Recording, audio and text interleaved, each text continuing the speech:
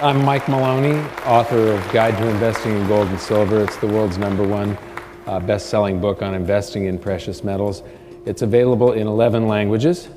And in my book, I said that we are on a wild roller coaster of a ride, and that we would first see the threat of deflation, followed by a helicopter drop, and that would be followed by big inflation. And that has happened. There was the 2008 crisis. We're seeing the base money around the planet being hyperinflated right now, while all of the credit aggregates are collapsing. And so it's sort of netting out to zero inflation or just slightly positive inflation, even though base money around the planet is just taking off like a rocket. But it would then be followed by a real deflation and then followed by hyperinflation. So I think it sort of looks like this. We've got the markets going up in the real estate bubble in 2007. And then we had the threat of deflation, which was the 2008 market crash and the big helicopter drop of currency, and you are here. And then I think that we're going into something like this, and it'll be followed by the world's central banks overreacting.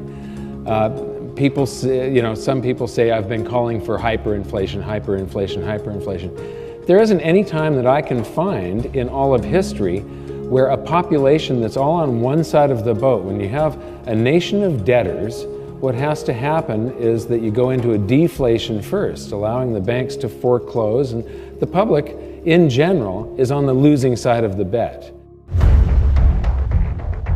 We are entering a period of financial crisis that is the greatest the world has ever known.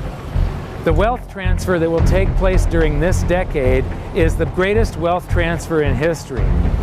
Wealth is never destroyed, it is merely transferred, and that means that on the opposite side of every crisis there is an opportunity.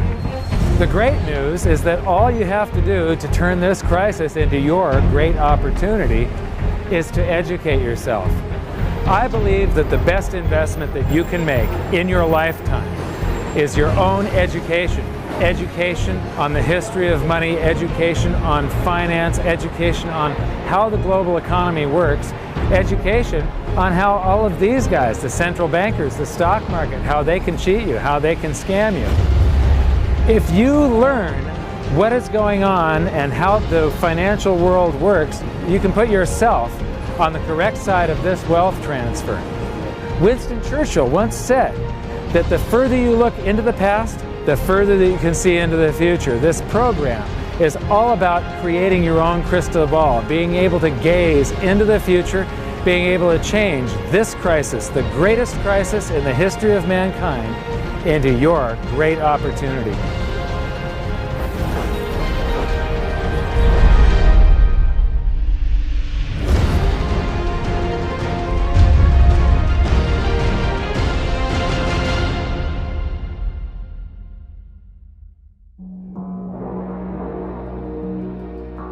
Well, I've been traveling overseas quite a bit, but I'm on my way home now to speak at an event in California finally. What I've been trying to make clear is the fact that this roller coaster crash that I was talking about in my book and that I've been predicting since 2005 is playing out right before our eyes. One of the things I really like about speaking at live events is the chance to interact with people and sort of get my finger on the pulse of what they're thinking. And lately it's become pretty obvious that for a lot of people it's difficult to grasp why I think deflation is coming before big inflation or even hyperinflation. So here I'm going to break down 4 of the biggest reasons that I see deflation coming first. The first one is simple. The overreaction to the 2008 crisis has caused a credit debt bubble, and all bubbles pop. So I talked about hyperinflating base money. This is hyperinflation right here.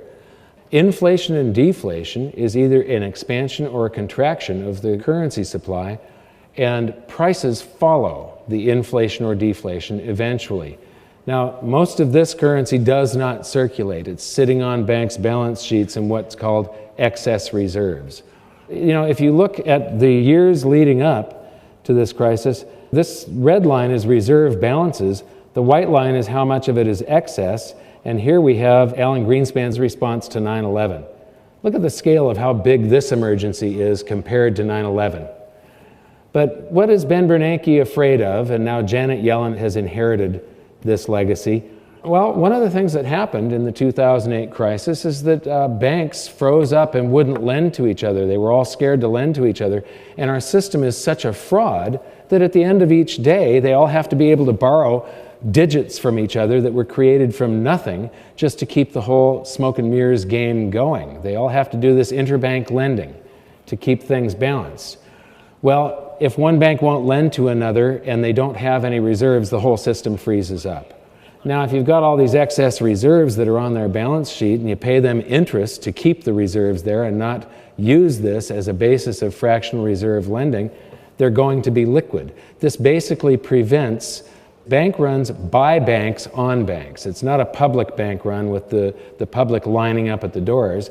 It's a bank run where one bank is trying to get their currency out of another or won't lend to another. And so this keeps things liquid. Right now, what this has done, though, the banks get to use this stuff in the middle of the day. And so you see the use of margin in the stock market going to record levels. You see the stock market going to record levels, things like, I follow collector cars, and they've been going astronomical. The number of $10 million cars out there now is just absolutely insane, and there are cars now selling for $30 million. Wine collections, art, it's all going ballistic at this point. And all bubbles pop. This is the average price of a new home divided by the median annual household income. Normally, 3-4 times your income is about what you can afford with a house. When you drop in interest rates, the affordability goes up, so people pay more for a house. But interest rates don't stay in one spot forever. They have to revert sometime or another. And all these people are going to be trapped. Every bubble pops, that's a bubble. We are in for something big again, and this time it's going to be more horrific than the crash of 2008, simply because the response to 2008 created a lot of stored energy. And then when the market crashes, that energy is released in the opposite direction. That previous chart of the hyperinflation of base money, well, we're going to get a reaction from all of this. Whatever bubble you're in, the opposite happens of what is of greatest benefit to the most people. Right now, if we went into big inflation or hyperinflation, the average Joe six-pack would get rewarded for mass stupidity. They're all out on credit. We're in a credit boom. We're in a bond bubble. Those bubbles have to pop, and the popping of a credit bubble is deflationary. It's deflationary. And history's crystal clear on that. A lot of the gold bugs say, the Federal Reserve and central banks, they're creating money, which they are unprecedented. But they're actually inflating to fight the deflation that started to set in the late 2008, early 2009. And if you look back at history, you say every major debt and financial asset bubble in history, the railroad bubble of the early 1870s at peak, followed by deflation. The auto and farm bubble and tractor bubble, that's actually a tractor bubble that caused the Great Depression. It was farms failing, and it was smaller local banks failing that caused the Great Depression and high unemployment. Deflation, because the deflation has to root out the massive debt and the financial assets that get overinflated. And it's good. If we bring down the cost of living, if we restructure debt, if we bring financial assets down, it actually improves our standard of living long term, but it is painful when it happens. People think that the Federal Reserve can prevent deflation, that they control the money supply. Most people don't realize that the Federal Reserve controls base money only, and it's an incredibly small portion. It's so tiny. Right. Yeah. And all they do is influence the rest of the economy with interest rates and reserve balances and such. Well, some people say the strategy didn't work. Well, no, it did work. We would have been in a depression, just like the early 30s. We were going that banks were melting down, financial institutions, major Fortune 100 companies were failing like AIG. We would have imploded because once you have that much debt and leverage and things go wrong, it just builds the other way. Like you say, you get a bubble on one end, you get a crash. Bubbles don't correct, they burst. So we were going into that, but government said, no, we will do whatever it takes. Mario Draghi, you know, Ben Bernanke, and they created trillions of dollars to fill the hole. Well, all that does, it's like taking more drugs to keep from coming down. I mean, a drug addict can keep taking more drugs until it kills them, or until they just fall down and get dragged into detox. It's the exact same thing. Debt, especially when it's extreme, is a financial enhancing drug. It gives you more than you deserve, makes you feel better in the short term. But when it's over, you have to go through a detox, as they would call it, a debt detox. And that's where you get deflation.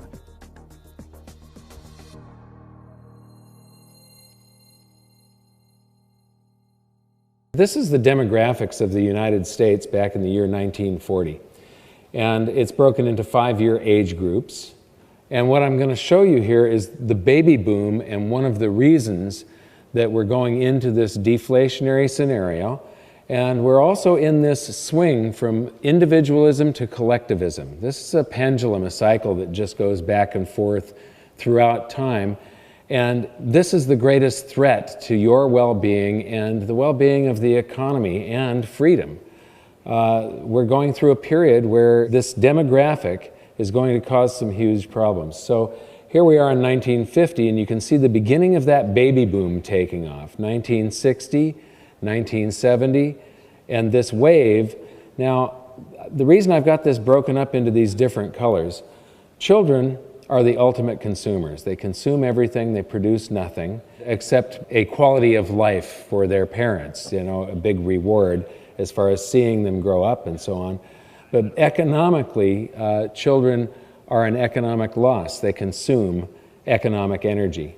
What you're seeing here is this wave coming into working age. The green area is sort of a break-even area. That's when people are getting a job, and it might be a minimum wage job or something like that, and might be sharing an apartment with a few other people. And then as you get into the yellow area, you start to become a net positive for society. You're paying income tax, you're producing more than you consume, and then you get into what's called the maximum spending demographic. The maximum spending demographic is ages 45 to 54, and this group lives in the largest houses of their lifetimes. They're driving the most cars of their lifetimes. They're sending their kids off to college. They're spending a lot. Then they become empty nesters. That's the maximum saving demographic. Once the kids are gone off to college, they go, holy moly, we didn't save anything, and we want to retire in 5 years or 10 years. And so they start saving, and then you get to the point where they retire, and they become a maximum social burden demographic, I call it, simply because they're liquidating assets. They've got their stocks and their savings, and each year they're going to liquidate some of those to live, and the only driver that in the economic driver is the medical industry. They drive the medical industry. So economically, the maximum social burden group is a net loss for the prosperity of society, the prosperity of an economy. And so I'm going to go back again, and you can see that maximum social burden group almost didn't exist in 1940. And there's a lot of people of that working age and maximum spending age supporting the few people that were of the maximum social burden category. And then we get the baby boom sweeping through, and in the 80s and that stock market boom of the 90s and all the way up to 2000, that yellow area that really drives the economy was growing every year. Now, we have an economy where it's supposed to grow at about 3%, or it's going to stall. We inflate the currency supply at about that rate.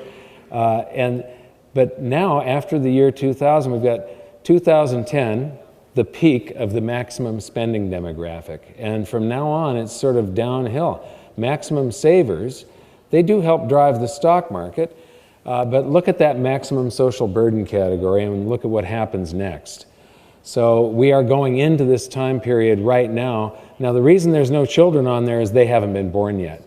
But if you look at, when I first presented this a couple of years ago, birth rates have been falling for quite a while now, and they've been falling even at an even greater speed since the crash of '08.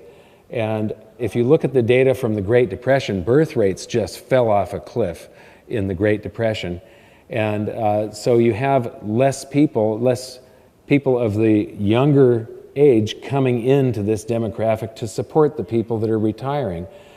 They didn't have the pill during the Great Depression. Contraception was something that was not within most people's reach. So here it is automated, and you can see that big wave sweeping through there. And if you could imagine data for the children, it would be at a much lower rate. And if we do have a big economic pullback, you're going to see that really reduce. So we're in, most likely, some very serious trouble here, because all of our social programs and the way the economy and the society is set up, everybody's expecting to be able to retire at a certain age and live fairly comfortably off of the rest of us, off of the government. Any comments on these different age groups, maximum spending, demographic, maximum savings, and maximum social burden? You've got the same model we do. What is unique at this time in history, and it's the main topic of my most recent book. That's why I call it the demographic cliff. This is the first time in most wealthy countries, there's a few exceptions, let's call it Sweden, Switzerland, and Australia, countries like that have a larger millennial or echo boom. But almost every other country has an echo boom that only comes up near the same heights or is much smaller, like Germany and Japan. This echo boom here is what you're talking about. So my question to people is, like you say, it is a pyramid. Each generation has been larger and more wealthy to help pay off the debts or the accumulation from an aging generation before them. What happens when the millennial is having to support a generation that's actually larger than them?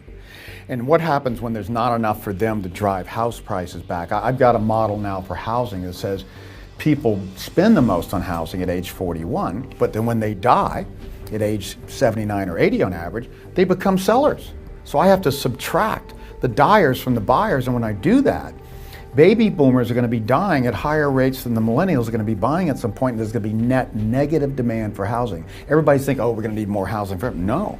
Not when a smaller generation follows a larger. So for entitlements, that's huge. There is no way this next generation in the US, nevertheless in Japan or Europe, where they're much smaller, can even hope to pay the entitlements been promised to the baby boomers. It's a fairy tale. And housing will never be the same.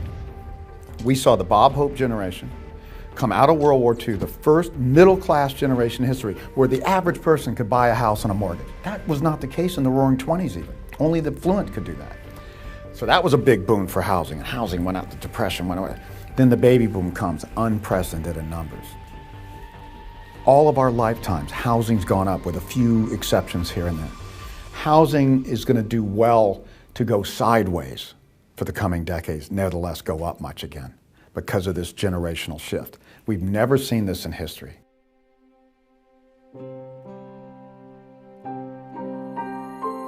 So now that we've covered three of the major components for deflation, I wanted to show you one of the real biggies here. And this one is the convergence of cycles. There's a whole bunch of cycles. The first one is the wealth distribution cycle, and I want to use my own family as a part of a demonstration of this. This is my father. He's right here. He's about the age where he enlisted in the Army to fight in World War II. He fought in the Battle of the Bulge. He was among the troops that liberated Dachau. Here he is in the mid-50s. He was manager of an auto parts store that sold high-performance equipment. And here's his tax return from 1955. He would have been filing this about a month and a half after I was born. And so what you see here is that he's a store manager in Salem, Oregon, and his income was about $9,600, and he paid about $1,160 in tax for an effective tax rate of about 12%. And you say, well, he only paid 12% because he didn't make very much, so he was in a really low tax bracket. But wait, this is median home values. This is U.S. Census Bureau data. And here we have 1950 and 1960. So we're going to Oregon, 1950. A median price single-family home was $6,800, and in 1960 it was $10,500. So I'm going to say probably $8,500 is a happy medium there. Today, in Los Angeles, where I live, a single-family median price home is $360,000. Now, he was making enough, making $9,600. He was making $1,100 more than the cost of the average home in Salem, Oregon. So a auto parts store manager would have to be making $360,000 to maybe $420,000 and then paying only a 12% tax on it to equate to the same amount. And it's part of this wealth distribution cycle. This is the amount of national income that the top 1% earns. And back in the 20s, the end of the roaring 20s, it was above 20% of the national income was going to the top 1% of the income earners. There's a trough here in the 70s where it got down to just 9%, but it's back up to 20%. And so, you know, in this area, the middle class was doing better, and paying less taxes. But on the trip there was the Great Depression right here. So getting back to that is going to be a very deflationary, painful thing. We've already seen the baby boom demographic, but I just need to show you one thing here. You recall that the maximum spending demographic drives the economy. The maximum social burden puts deflationary pressure on their economy. They sell their stocks, bonds, and real estate to survive, and they don't produce anything. But what I want to point out is that there's about 6 times more people driving the economy here in 1940 than there are putting deflationary pressure on it. And when you watch this wave go through, the drivers are always more until just the last couple of decades here. And now the people putting deflationary pressure on the economy exceed the number of people driving the economy. So if you could chart this out with time on that axis and the energy going into the economy on this axis, the curve would probably look something like this, and I believe that we are right about here, right about now. And now for the next cycle in this big convergence, the stock market cycle. This is the S&P 500 PE ratios. A PE ratio is the price of a stock per share divided by the annual earnings of that company per share. And if you're paying somewhere between 10 to 14 times annual earnings, that's fair value. Anything under 10 is undervalued, 14 to 20 is overvalued, and anything over 20 is bubble territory. And here comes the data. And what is important here is that when the stock market goes into a bubble, without exception, it has to visit undervalued before a new bull market can begin.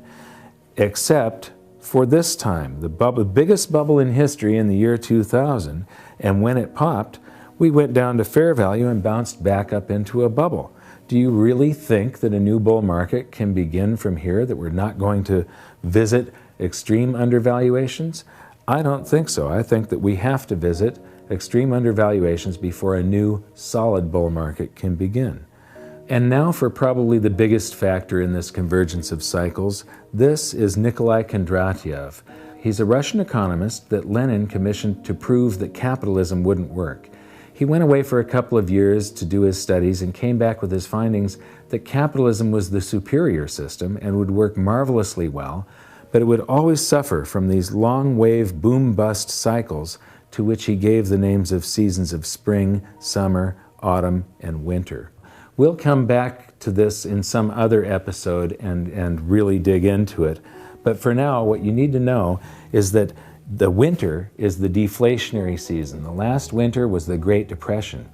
And they used to call this the 50-year cycle, but lately it's gotten stretched out and takes longer. I believe that it's got to be the length of a human lifetime.